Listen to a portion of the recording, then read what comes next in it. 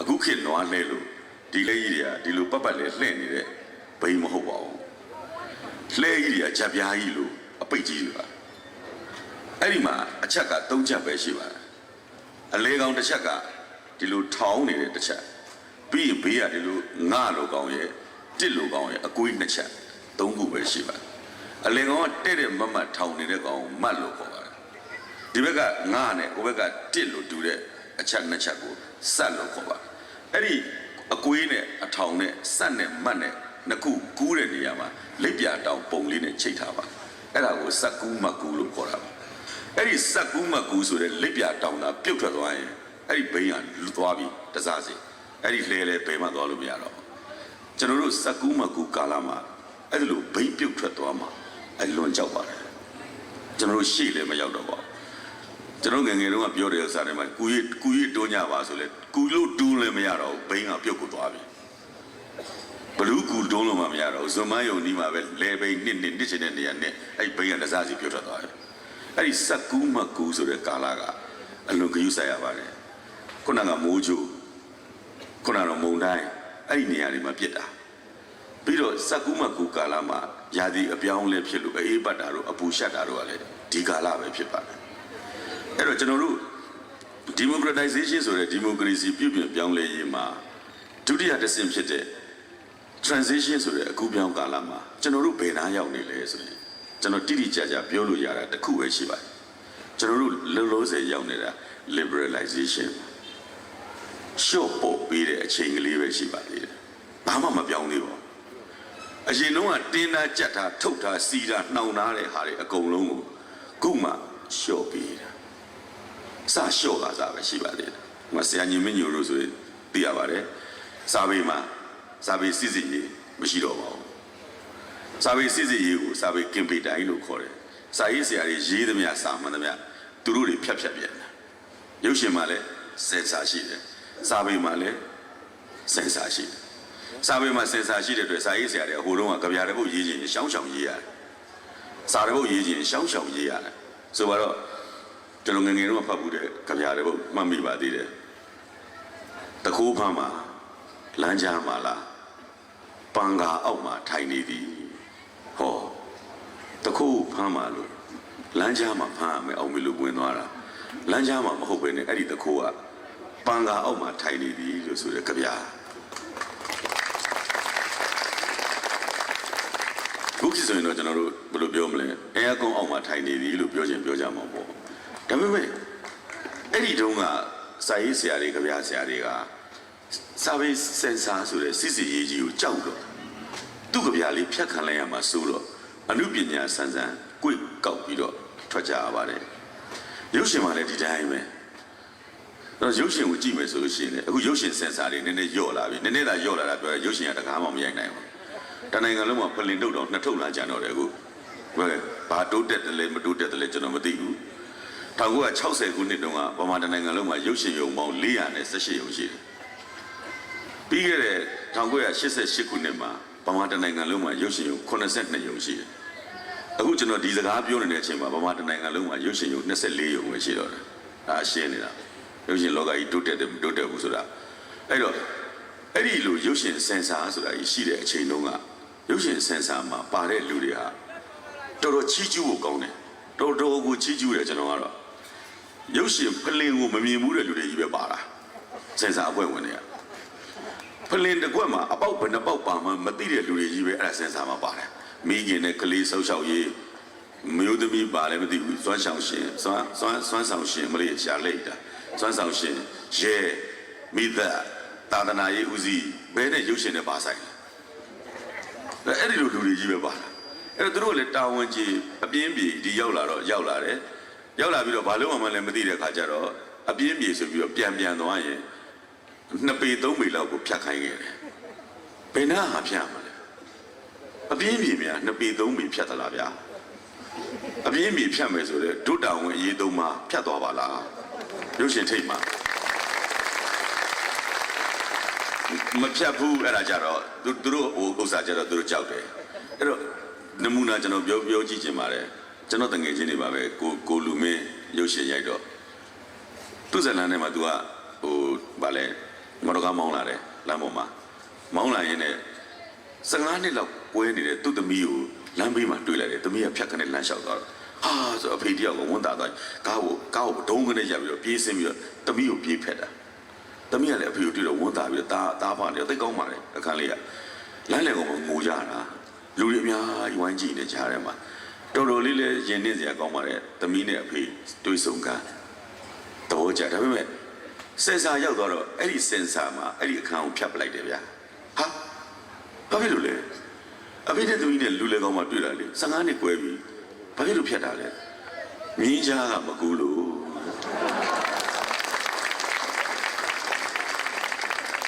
ကဲဗျာသမီးနဲ့အဖေနဲ့15နှစ်ကြာကွဲနေတာအခုတွေ့ရင်သမီးရခဏရက်နေကိုအဖေမြင်းကြားလိုက်ရှာလိုက်အောင်မလို့ဘယ်သူပြောမှာတော့အဲ့ဒီလိုမျိုးလဲပဲကျွန်တော်တို့တွေကြုံခဲ့ကြရတယ်နောက်တစ်ခုဆိုကျွန်တော်ကိုယ်တွေကျွန်တော်ရုပ်ရှင်ကားတကာရိုက်ပြီးတယ်အဲ့ကားထဲမှာယူလေးပါဗျာတိတ်မထူးဆန်းပါဘူးထင်တယ်တော်တော်လေးယူပါတယ်အဲ့ဒီဇာလန်းထဲမှာထုံးစမ်းစင်လာတွေ့နေကြဗမာရုပ်ရှင်ကားတွေမှာပါနေကြပဲရွာမှာအရက်မူးတဲ့ကောင်တွေရှိတယ်အဲ့ဒီလူတွေကနေတော့မင်းသမီးကိုဆွဲတယ်ဆွဲလိုက်ရလာလို့တဲ့အချိန်မှာမင်းသားကရောက်လာတယ်ရောက်လာပြီးတော့မင်းသားနဲ့လူချမ်းတွေနဲ့ထိုးကြမှာပေါ့ဗျာသမ္မတလူချမ်းအဖွဲ့နဲ့ဒါမင်းသားနဲ့စော်ကြအဲ့ဒီခါကျတော့မင်းသားထွက်လာပြီးကောင်မလေးကိုဆွဲနေတဲ့လူစိုးတွေရှိတဲ့ရဲ့လက်ညှိုးငုံထိုးပြီးဟေးမိန်းကလေးကိုလွတ်လိုက်မလွတ်ရှင်တော့မလုပ်ချင်တယ်ထိုးပေါ့ဒါပဲရှိတာထိုးကြတာတကောကွာနဲ့နေတာဒါယူလေးပဲယူရှင်အဲဒါပေမဲ့ကျွန်တော်ကြောက်ကြောင်ရောက်သွားတော့ကြောက်ကြောင်ကလူတွေကကျွန်တော်တွေ့လို့ပြောဟေးဦးဆောင်နာ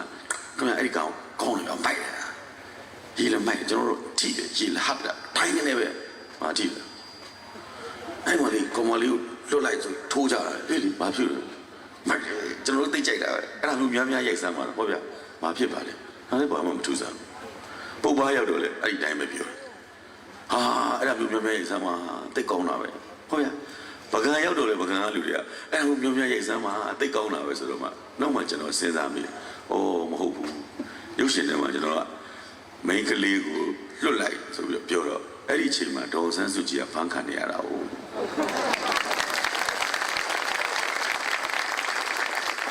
သူတို့ဘာနဲ့သူတို့ကြမ်းဖန်ဆွဲတွေးတာဗျဒါပေမဲ့ကျွန်တော်ကတော့ဘာရသွားလဲဆိုဟုတ်ပြီโอเคသွားပြီကျွန်တော်ရန်ကုန်ပြန်တော့ကျွန်တော်တကယ်ချင်းနေအဲ့ဒီကိုမီးဘွားတို့ကိုမောင်မျိုးမင်းတို့ကျော်စောလင်းတို့ကျွန်တော်ပြောတယ်အဲ့လိုပဲနေရောက်တော့အဲ့မိန်းကလေးကိုလွတ်လိုက်လူတွေသဘောကျအဲ့မိုက်တယ်နော်အဲ့ဒါလေးပလော့လေးကြိုက်ရင်ကတော့ကြိုင်လိုက်တော့လူတွေကတော့တော်တော်ကြိုက်ကြတယ်အေးဗျအဲ့ကြတော့သူတို့ကလည်းတော်တော်ဆိုးတယ်ဗျတခါဆိုင်မဆိုင်အင်းရကံမောင်ပေါ်မှာလဲမိန်းကလေးကိုလွတ်လိုက်ဆိုထည့်ရိုက်တာပဲတက်ကတူကြောင်းကြီးနဲ့ရောက်တာလဲမိန်းကလေးကိုလွတ်လိုက်စားတော့ဆိုင်နဲ့ရောက်လဲမိန်းကလေးကိုလွတ်လိုက်ဆိုဟာကားတွေတိုင်းကမိန်းကလေးကိုလွတ်လိုက်ပါကုန်အဲ့မှာစင်စာတော်တော်စားသွားပြီကြည့်တယ်ကောဒီကောင်တွေတိုင်းမယူတာတော့ဒါတမင်လုံနေတာသိသွားပြီသူတို့လည်းအယူမှမဟုတ်တာ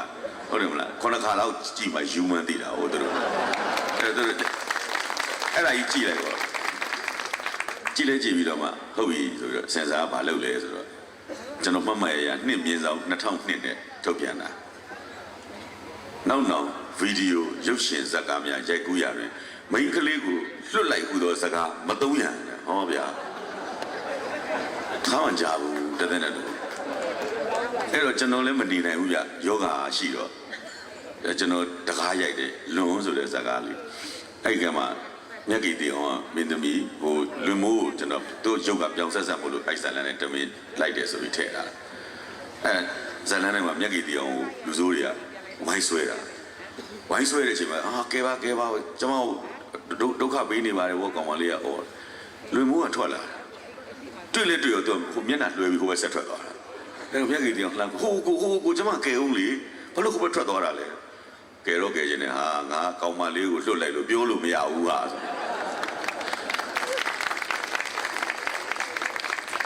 ကျွန်တော်တကားလုံးပိတ်ပလိုက်တာကျွန်တော်လည်းပတ်စံဆုံးသွားတာပေါ့လေသူရွဲ့တယ်ဆိုပြီးဖြစ်တာပေါ့မတတ်နိုင်ကျွန်တော်လည်းပြောရတယ်အဲ့တော့အဲ့ဒီစင်ဆာကိုစိန်ခေါ်တယ်လို့စင်ဆာကိုကျွန်တော်ကောင်းတကတ်မှမဖြတ်စေရတစ်ချက်မှဖြတ်ရတောက်ရမပါစေရစိန်ခေါ်တယ်စင်ဆာကိုအဲ့ဒါကျွန်တော်ရိုက်လိုက်တယ်ယူလေးပါယောက်ျားလေးတယောက်နဲ့မိန်းကလေးတယောက်နဲ့ကောင်လေးတယောက်က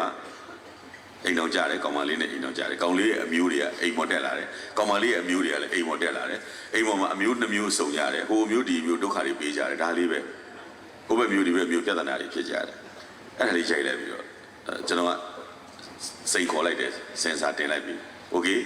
ဘယ်တော့မှဒီကားမှာတော့စင်ဆာမထိစေရဘူးတကယ်ပဲဗျာတကမှမထိ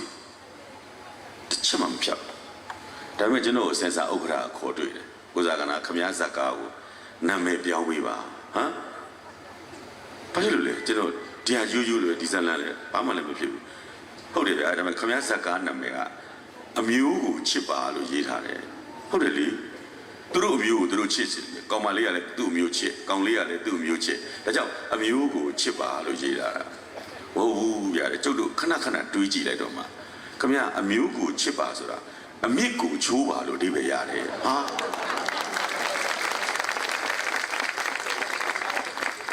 ကိုတော့မတွေးမိဘူးဗျာ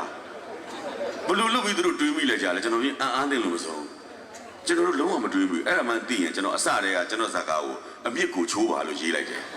အဲ့ဆိုအမျိုးကိုချစ်ပါပြန်ဖြစ်မှာလေဆိုတော့အဲ့ဒီလိုစင်ဆာတွေကိုကျွန်တော်တို့ကကြော်လွှားခဲ့ကြရတာအဲ့ဒီလိုကြော်လွှားခဲ့ကြရတဲ့အတွက်အခုခုနစာပေစင်ဆာလျော့လာတယ်ရုပ်ရှင်စင်ဆာတင်းကျပ်ထားတာတွေလျှော့လာတယ်အဲ့ဒီတင်းကျပ်ထားတာတွေကိုလျှော့ပေးတဲ့ liberalization ဆိုတဲ့ကာလလေးတစ်ခုပဲကျွန်တော်တို့ရောက်ပါသေးတယ်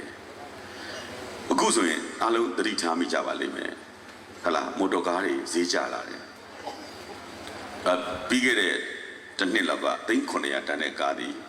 အခု3,300လောက်ပဲတန်တော့တယ်ကျွန်တော်ဒါပဲဈေးအမှန်မဟုတ်သေးဘူးတကယ်ကတော့3,450လောက်ထိရအောင်ကြာမှာသို့တော့အရင်တုန်းကတင်းကျပ်ထားတာတွေကိုလျှော့ပေးတဲ့အဆင့်ပဲရှိပါသေးတယ်နောက်တစ်ခုအားလုံးသိတာတဲ့ဥပမာဘလို့လျှော့ပေးခဲ့လဲဆိုရင်ကျွန်တော်တို့ headphone တွေပေါ့အခု2သိန်းပြီးခဲ့တဲ့10နှစ်လောက်က43သိန်းထိဖြစ်ခဲ့ဘူးလေအခုတော့2သိန်းအဲ့ပြန်စဉ်းစားကြည့်ရင်တော့အမှန်တော်တော်ဆိုးတယ်ဗျစာဆောင်တွေထဲမှာရေးထားတဲ့စကားလုံးကြီးကိုကျွန်တော်တော်တော်အမြင်ကပ်ပါတယ်မျက်စိလည်းစပမွေးစုတဲ့စကားလုံးတန်ဖိုးနဲ့ဖုံးဆိုတာဘာတန်ဖိုးနဲ့ရမှာလဲဗျဖုံးကဖုံးပေါ့ဖုံးပဲပါဖုံးဆိုတာစကားပြောဖို့ထားတာပဲတန်ဖိုးနဲ့ဖုံးဆိုတာ2သိန်းကတန်ဖိုးနဲ့သလားကျွန်တော်နားမလဲဘူးဒါပေမဲ့တကယ်ပြန်စဉ်းစားကြည့်ရင်ကျွန်တော်တို့အခုပြောနေကြတဲ့တယ်လီဖုန်း SIM card အဲ့ဒီကတ်ကလေးနဲ့ပဲပြောရတာပါအဲ့ဒါကိုကျွန်တော်တို့2သိန်းပေးဝယ်နေရတာတဖြည်းဖြည်းချင်းလျှော့လာတဲ့အတွက်ကျေးဇူးတင်တယ်2သိန်းဖြစ်လာတဲ့အတွက်ကျေးဇူးတင်တယ်ဒါပေမဲ့ကျွန်တော်တို့ရဲ့အရှိတောင်အာရှမှာကျွန်တော်တို့ထက်ဆိုးတယ်လို့ပြောနေကြတယ်ကွန်မြူနစ်နိုင်ငံကိုလူမျိုးကိုတန်းနဲ့ချီပြီးပြန်တတ်တဲ့ကမ္ဘောဒီးယားလိုနိုင်ငံအဲ့ဒီနိုင်ငံရဲ့လေဆိပ်ကိုရောက်တာနဲ့တယ်လီဖုန်းပြောမဲ့ SIM ကတ်လေးတစ်ခုကိုဝယ်ရင်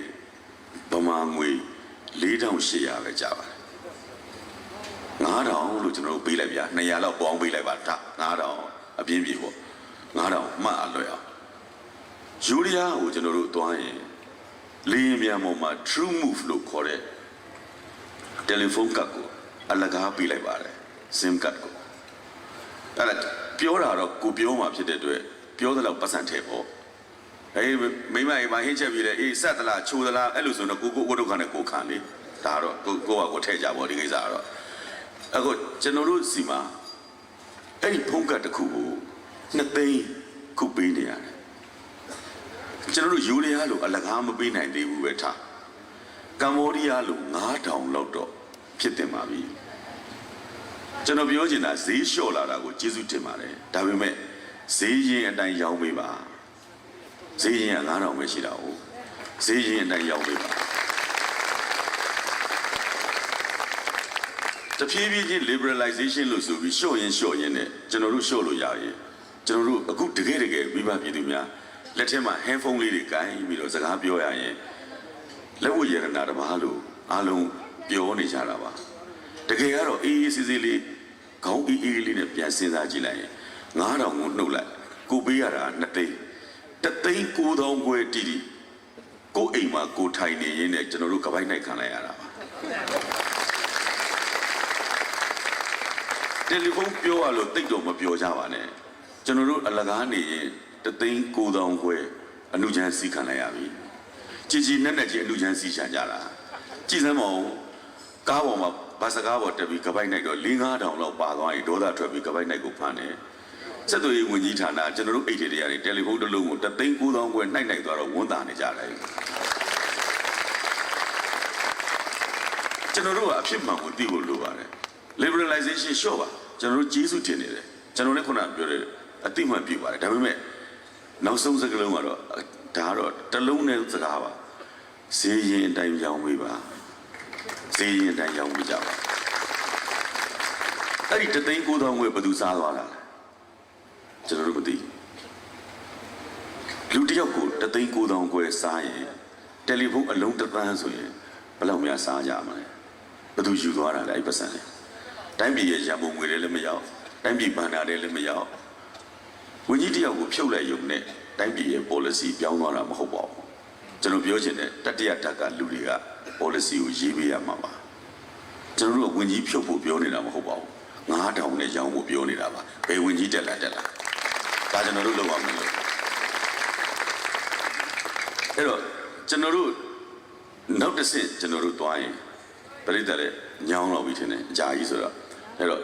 ကျွန်တော်တို့ကနောက်တစ်ဆင့်သွားရင်ကျွန်တော်တို့အားလုံးမှာအရေးကြီးတဲ့ကျွန်တော်တို့သမုဒ္ဒရာကြီးတစ်ခုကိုကျွန်တော်တို့ဖြတ်ကြရလိမ့်မယ်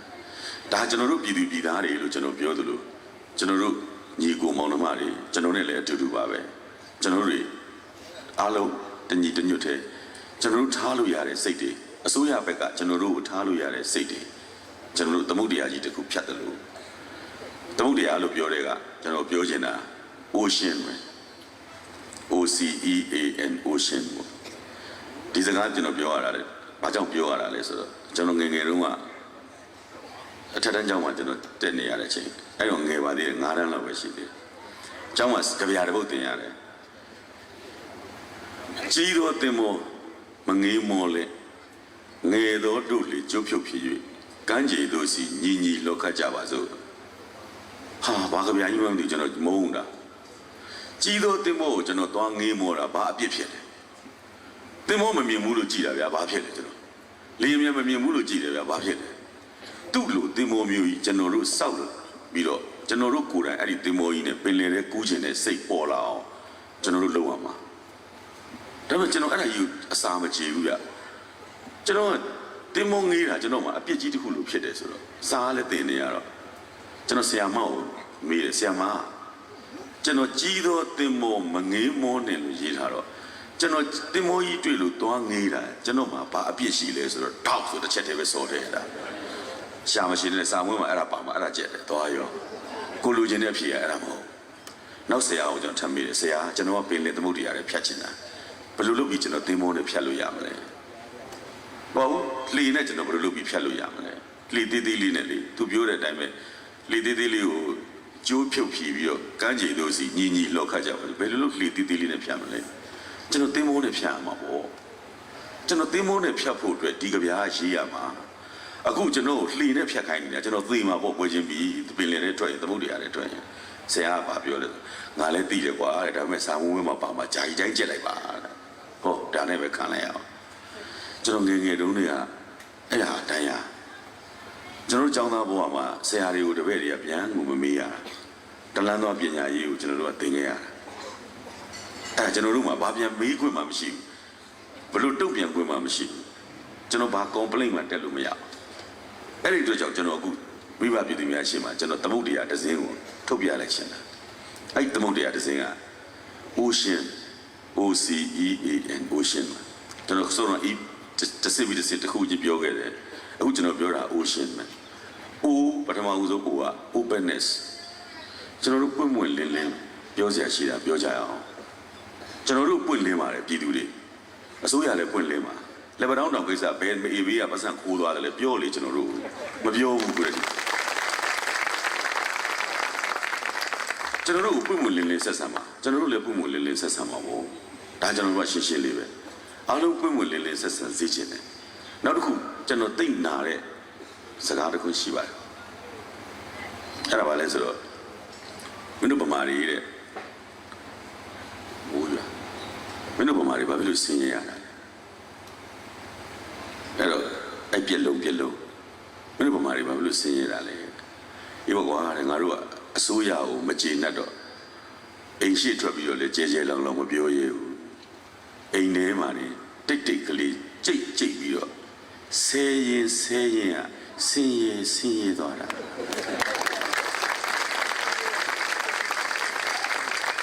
ဟာကျွန်တော်လေးတော်တော်နာတယ်ဗျဘာလို့လဲဆိုတော့ဘာလို့ကျွန်တော်တို့ကြိတ်ဆဲရမှာပြောင်ဆဲမှာကျွန်တော်တို့အဲ့ဒါ openness ပဲကျွန်တော်တို့ပွင့်ပွင့်လင်းလင်းမြင်သာပါတယ်အစိုးရလည်းပွင့်ပွင့်လင်းလင်းကျွန်တော်တို့လည်းပွင့်ပွင့်လင်းလင်းပြောစရာရှိမကြောက်မရွံ့ပြောသင့်ပြောတတ်တယ်လို့ထင်ရင်ပြောကိုပြောရပါလိမ့်မယ်ကျွန်တော်တို့မှာပြောသင့်ပြောတတ်တယ်လို့သိရင်လည်းမပြောမိခဲ့တဲ့အတွက်လည်းကျွန်တော်တို့နှစ်ပေါင်းများစွာဒုက္ခရောက်ခဲ့ကြရတယ်အဆိုတော့ကျွန်တော်တစ်ဖက်သက်ပြောနေတာမိဘပြည်သူများတစ်ချက်စဉ်းစားကြည့်ပါဦးဟုတ်လားကျွန်တော်ပြောတဲ့စကားတွေထဲမှာလည်းပါပါတယ်ကျွန်တော်ဆိုပုံမှန်လင်းလင်းပြောတယ်ဟုတ်လားတယ်လီဖုန်းကိစ္စလည်းကျွန်တော်ပြောင်းပြောတယ်ဒီမှာကျွန်တော်မိုက်ခရိုဖုန်းနဲ့လည်းဖမ်းထားတယ်ရုပ်မြင်သံကြားစက်တွေနဲ့လည်းရိုက်ထားတယ်ဒီအခွေတွေလည်းထွက်အောင်ပါပဲမော်တော်ကားတွေပေါ်လည်းတက်ဖွင့်ကြအောင်ပါပဲသူတို့လည်းကြည့်ကြအောင်ပါဒါကျွန်တော်တို့ပြောင်းပြောတာအဲ့ဒါပုံမှန်လင်းလင်းပြောတာကျွန်တော်နမူနာပြောဖို့ပါတယ်ဒီမှာရှိတဲ့တငယ်ချင်းတွေမိတ်ဆွေတွေလည်းရှိတယ်တခုမေးကြည့်ခြင်းနဲ့နှံကောင်တကောင်အမြင့်ဘယ်လောက်ခုံပါလဲနှံကောင်တကောင်ခုံရင်ပေါ့လေအမြင့်ဘယ်နှစ်ပေလောက်ခုံနိုင်မယ်လို့ထင်ပါလဲတော့မိုက်တယ်ဗျာတပီခွဲတဲ့9ပေတဲ့နောက်ကုန်ရင်ခင်ဗျာ6ပေတဲ့ကောင်းပါလေအဲ့လိုပြောပါအဲ့လိုပြောမှဒီစကားဝိုင်းကြီးကအသက်ဝင်လာမှာဒါကြီးကိုဟောပြောပွဲလို့သဘောမထားစေချင်ပါဘူးဆွေးနွေးပွဲလို့သဘောထားလိုက်အေးသွားတာပဲเนาะပြောပါဗျာဆိုတော့3ပေတဲ့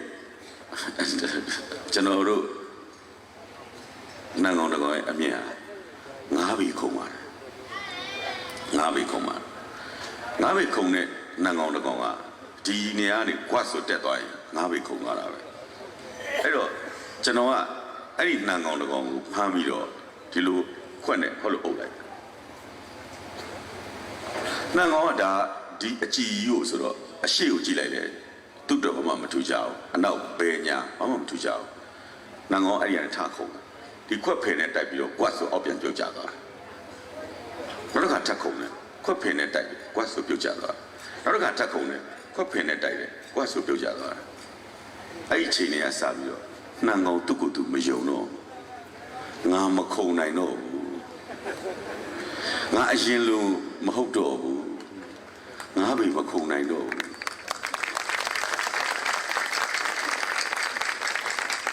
အဲ့တော့နှံကောင်ဘာဖြစ်သွားလဲဆိုတော့အဲ့ဒီအောက်ထဲမှာကွတ်တာလေးရှောက်နေတာပတ်ပြီးတော့အဲ့ဒီချိန်မှာကျွန်တော်ခွက်ကိုဖယ်ပေးလိုက်နှံကောင်လုံးဝမခုံတော့အောင်သူ့အကာရန်ကြီးဖယ်လိုက်တာတော့မှနှံကောင်ခမသူခုံတတ်တယ်ဆိုတာတော့မေ့သွားပြီကွတ်တာလေးပဲဆက်လျှောက်နေပါတယ်ဒါကျွန်တော်ထောင်ထဲမှာလုတ်ခဲ့မိတဲ့အပြစ်ပါအဲ့ဒါကျွန်တော်တို့အဲ့တော့ကျွန်တော်တို့မိဘပြည်သူများလဲကိုယ့်ပေါ်အုပ်ထားတဲ့ခွက်ကြီးဖယ်လိုက်ပါပြီကွတ်တာမလျှောက်ကြပါနဲ့တော့ခုံမှာ9ပြီကျွန်တော်တို့ပွင့်ပွင့်လင်းလင်းပြောဆိုဝေဖန်လို့ရပါပြီဝေဖန်မှာပြောဆိုပါအမနာပပြောတာမှမဟုတ်ပဲအတင်းစကားဆိုတာမှမဟုတ်ပဲပြောလို့ရပါတယ်အဲ့ဒါကြောင့်ဒီ O ကျွန်တော်ပြောတာနောက် O နောက်က OCE ရဲ့လို့ကျွန်တော်ပြောတယ် C တလုံးကကျွန်တော်တို့ competency ပါကျွန်တော်တို့ကရှင်ပြိုင်နိုင်စွမ်းအားရှိလာမယ်မိနေမှာဆိုလို့ကျွန်တော်တခုတော့ပြောပြစီကျွန်တော်တို့တိုင်းပြည်ဟာကမ္ဘာပေါ်မှာထွန်းသစ်စာနိုင်ငံကြီး4နိုင်ငံဆိုပြီးရှိပါတယ် BRIC လို့ခေါ်ပါတယ် BRIC တည်ပြီးသားပါ Brazil ရယ် Russia ရယ် India ရယ် China ရယ်အဲ့ India နဲ့ China ကြားညံ့နေတာကျွန်တော်တို့ပဲအနောက်မှာ India မြောက်မှာ China ကျွန်တော်တို့သူတို့နဲ့ပြိုင်နေရတော့မှာကျွန်တော်တို့ကရှင်ပြိုင်နိုင်စွမ်းအားရှိဖို့ဘာလို့လဲအတွေးခေါ်ဘုသူတအတွေ့အကြုံကျွမ်းကျင်မှုဘာနဲ့တူလဲဆိုတော့မန္တလေးကလူတွေအသိဆုံးမှာစိုက်စပိန်စီးတာနဲ့တူပါတယ်စပိန်ဆိုတော့ဘိန်းလေးနှလုံးနဲ့ရှိတာဘလူးတက်ရဘုံဆိုပြုတ်ကြမှာပဲဒါပေမဲ့အဲ့ဒီကောင်ကိုမကြအောင် ဘလို့လုပ်ပြီးတော့မောင်းကြတာလေလူကဘဲလန့်ဆိုတဲ့ချင်းညှိပြီးတော့မှစပိန်ကိုခွနေတာပါတကယ်စပိန်ကိုထိန်းသွားတာစပိန်မဟုတ်ပါဘူးလူပါတကယ်စပိန်ကြီးလဲမကြတော့ထိန်းသွားတာစပိန်မဟုတ်ပါဘူးလူကချိန်သွားတာပါအဲ့ဒီလူကချိန်နဲ့ balance ကဘာနဲ့တူလဲဆိုတော့ကျွန်တော်အခုပြောတဲ့ competency ကျွမ်းကျင်မှုအတွေးခေါ်ဘဟုတုတနဲ့တူပါတယ်စပိန်ကဘာနဲ့တူလဲလို့ဆိုတော့တယံဇာတနဲ့တူပါတယ်ကျွန်တော်